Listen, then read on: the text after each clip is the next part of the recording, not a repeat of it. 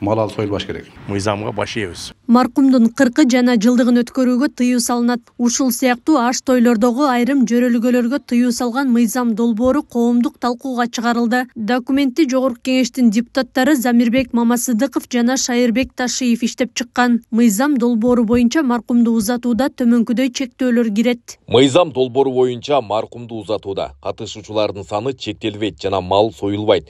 3 күндөн кийин маркумду эскерип Куран окутулса, 1 жылкы же бодо мал союуга мүмкүн. 3 үлүк, 7-лик, 40 жана жылдыгын өткөрүүгө тыюу салынат. Мал алып союлбаш керек. Ал жерде аза күткөнү жанагындай жамаат барыш керек. Жанагы фарз кифая деп коет. Ошо мен паланча өтүп кетиптир, аркасынан туруп 2 рекат намаз окуп коеюн, жанагы 4 такбир намаз окуп коеюн деп барыш керек да. Анан бул жерде барып баягыдай жылкы союлуп аркасынан тиякат тарт, кудаларга аш тарт деп бул нерсе жок да. Ошон үчүн шариятыбызда ушундай ысырапкерчиликтердин алдын алуу үчүн катуу эскертүүлөр берилген. Жегиле ичкиле ысырап кылбагыла депчи. Той өткөрүүдө кийит кийгизүү, түштөндүрүү, себет жана конок берүү сыяктуу үрп адаттарга тыюу салынат. Үлпөт тойдогу салтанатка 3 автоунаа менен чыгууга мүмкүн. Тойлорду өткөрүүдө сактала турган эрежелер. Үйлөнүү тойго 1 бодо же жылкы союлуп, 250дөн ашпаган конок чакырылат.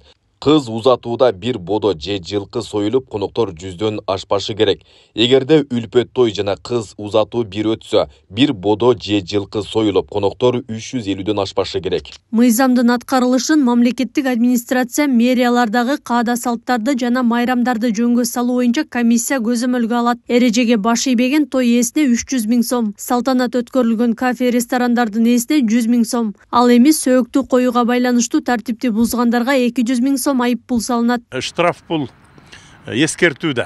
Бир адам штраф капчыгы чоң болсо, туура төлөп коюп, мен уулумду бир жолу үйлөймүн, бир жолу төлөп кое берем деген мындай алабарман инсандар да болушу мүмкүн.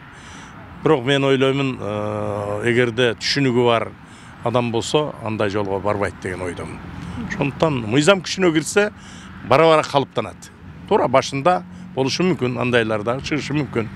Бара-бара мыйзамдуу мамлекет болгондон кийин, мыйзам күчүнө киргенден кийин мыйзамга баш ийебиз сөзсүз түрдө. Мыйзам долбоорунда ажылыкка жана умра зыяратына баргандарды узатуу жана тосуп алууга да тыюу салынган. Мындай иш-чаралар үй бүлөлүк чөйрөдө өткөрүлүп, той жасалбайт. Дин өкүлдөрү зыяраттан келгендерди тосуп алууну салтка айландырбоо керектигин белгилейт. Умрага жөнөгөндө, умрага келгенде, мисалы 5 вакыт намазга барганда жөнүнө кетебиз да, жөнүнө келебиз. Бул дагы Алла Таалага бир ибадат кылуу да, сыйынуу.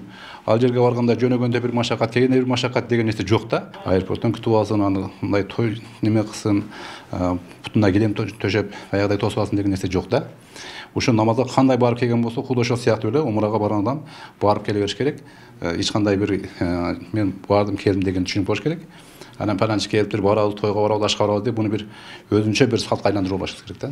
2022 жылы президент ашыкча чыгымга жол бербөө максатында үй бүлөлүк салтанаттарды жана маркумду эскерүү үрп адаттарын тартипке келтирүү боюнча чаралар жөнүндө жарлыкка кол койгон. Ошондон кийин жерлерде түшүндүрүү иштери жүргүзүлүп башталган болчу. Акылай Кырабаева, Шерзат Эгембердиев, Регион.